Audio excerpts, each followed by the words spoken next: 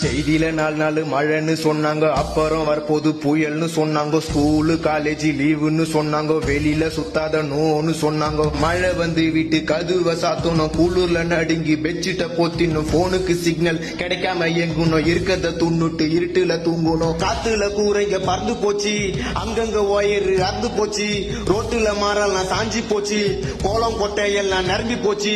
மழையில சுத்துனா ஜொரத்துல தள்ளும், ஏரிங்க அருந்து ரோடெல்லாம் வெள்ளம், காரணம் புயலுங்கோ. தாறுமாறா தத்தளிக்கும் சென்னைங்கோ, பெருமைய சொன்னீங்கோ, வீட்டுக்குள்ள தண்ணிங்கோ.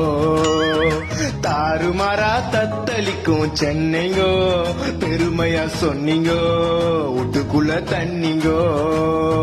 காத்து மழையில காசிக்காரங்கெல்லாம் தண்ணில அச்சு போச்சு.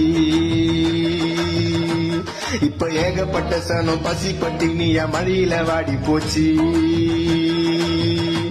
சின்ன மழை வந்தா கூட எல்லாம் மூழ்கி போது, எங்களை காப்பாத்துமா காப்பாத்துமா, பாத்தியம்மா முடியலம்மா. டேய் டேய், என்னடா பாட்டது?